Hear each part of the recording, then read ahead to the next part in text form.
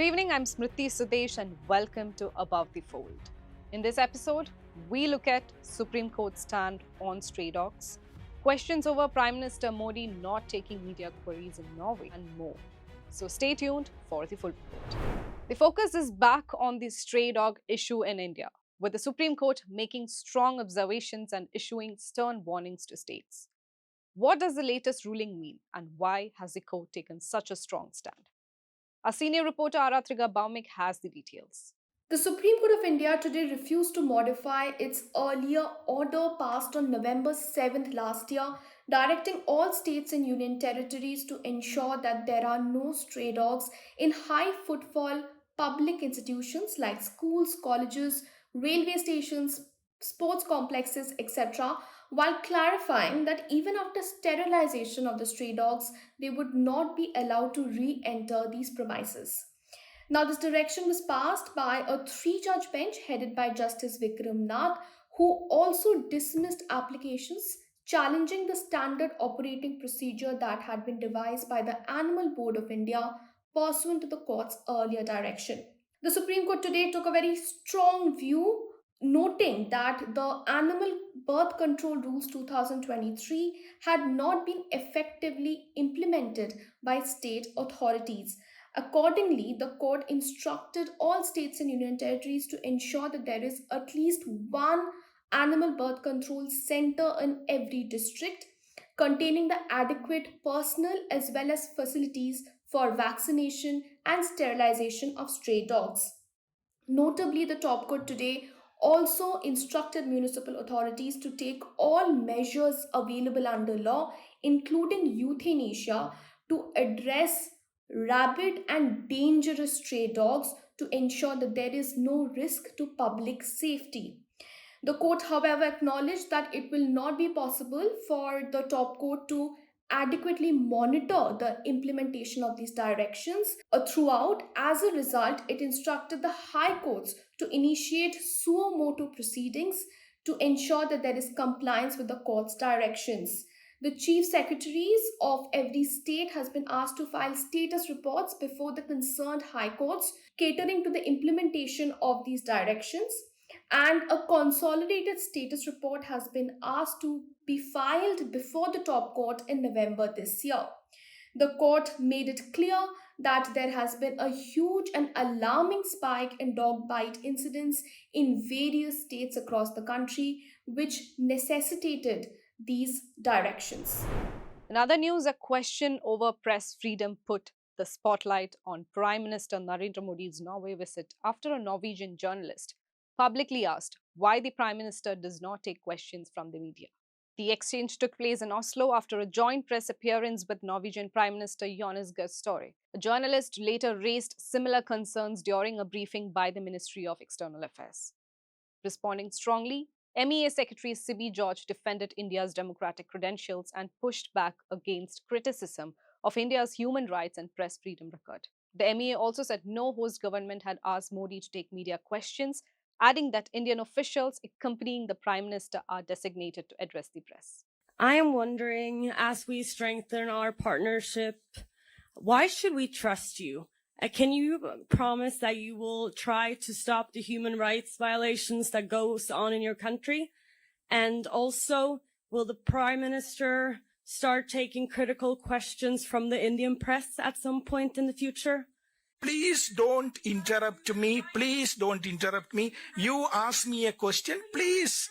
This is my press conference. We are 1/6 of the total population of the world, but not 1/6 of the problems of the world. We have a constitution which guarantees the rights of the people. We believe in human rights. People have no understanding.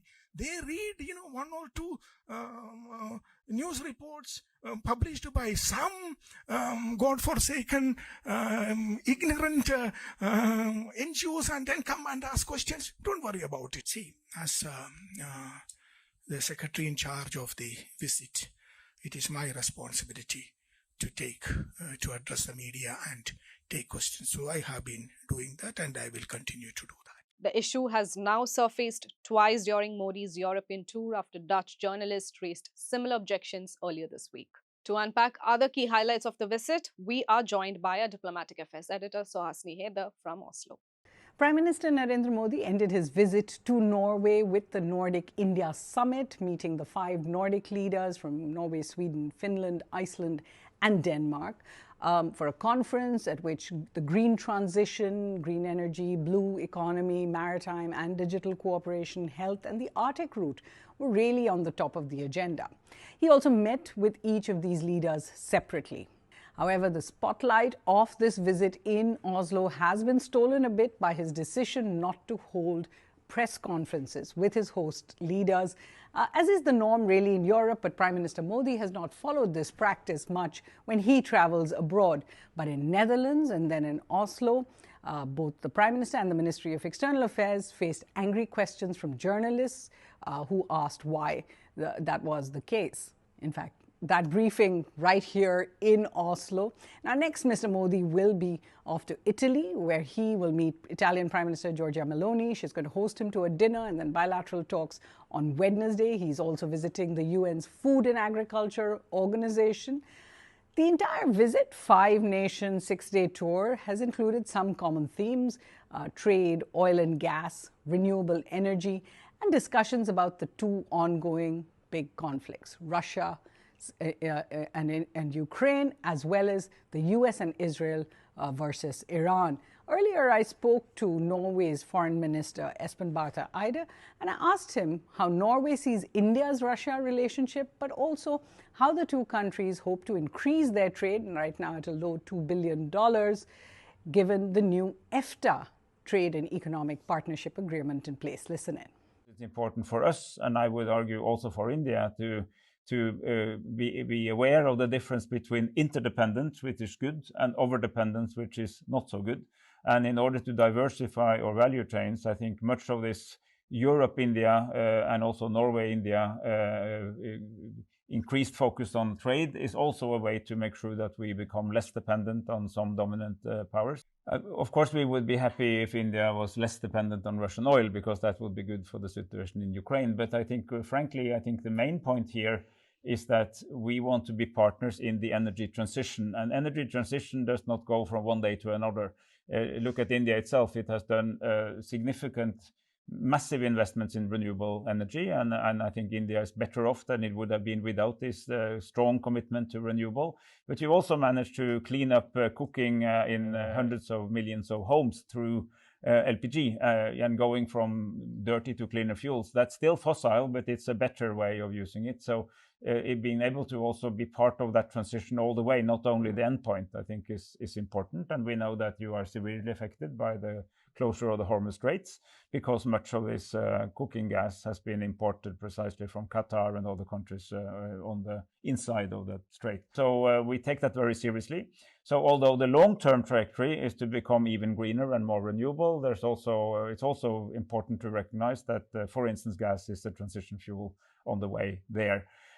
Norway is a large exporter of oil and gas, but when it comes to our domestic consumption, we have one of the highest degrees of electrification in the world, second to Iceland, who is the world leader, but we are very high up there. And all our electricity, 100%, is already renewable, thanks to our hydropower and our wind power. That's something we're proud of. That also means that we have experience in how you manage a fully renewable electricity system. And now a major development involving the Adani Group. The US Department of Justice has permanently dropped all criminal charges against Indian businessman Gautam Adani and his nephew Sagar Adani. The DOJ's decision comes after Adani's paid $18 million in a civil settlement with the SEC last week. The settlement did not amount to an admission of wrongdoing. It also comes shortly after Gautam Adani hired a new legal team, including a member of US President Donald Trump's personal legal counsel. The DOJ dismissed the case with prejudice, meaning it cannot be reopened. The duo had been facing allegations of bribery and fraud brought by the Securities and Exchange Commission and the Department of Justice. The charges were filed in 2024. Let's now turn to the Hindu Roundup for some of our exclusive content. In an editorial titled Unlearned Lessons on India's Inadequate Strategic Petroleum and Gas Reserves, the piece argues that the recent fuel price hike, rising inflation, pressure on the rupee have exposed India's long-standing vulnerability in energy security. It notes that while India has built strategic petroleum reserves, they cover only a limited number of consumption days compared to far larger reserves maintained by countries such as the US and China. The editorial also highlights India's weak storage capacity for LPG and LNG, warning that the country remains highly exposed to global supply shocks and volatile energy prices. It concludes that India must significantly strengthen its strategic fuel reserves and long-term energy planning to reduce economic risk during future crises. Tap the card above to watch the editorial on the Hindu's Originals YouTube channel. In the latest episode of Focus Tamil Nadu, our Deputy Resident Editor D. Suresh Kumar examines how exaggerated claims, AI-generated content, and misleading social media narratives are shaping public perception around TVK and Chief Minister Vijay. He argues that while voters may have backed change, governance must ultimately be judged by facts, delivery, and accountability, not by a viral propaganda. Here is a snippet. It is just a week since actor politician C. Joseph Vijay took over as Tamil Nadu Chief Minister. But the state has seen a flood of fake political narratives. Almost overnight, social media has turned Vijay and his TVK into a factory of historic firsts, revolutionary governance, and unprecedented change. There is just one problem. Many of these claims are exaggerated, misleading, or even completely false. Just take a look at this viral message which claimed that the TVK's 108 MLAs included 6 PhDs, 22 postgraduates, 5 IIT engineers, 8 doctors, 40 lawyers and engineers, 25 graduates, 12 higher secondary pass candidates, and 8 class 10 pass candidates. It looks wonderful, no doubt. But there is one point here. If you add up these numbers, the total comes to 126, whereas the TVK only has 107 MLAs because Vijay resigned his Trichy East seat. But the post still went viral because graphics matter more than arithmetic today. Now let us be fair. People genuinely voted for change. But nobody expects Vijay to transform governance overnight because real governance takes time. And if Vijay genuinely introduces innovative governance models, then people will recognize it naturally, organically, without fake amplification.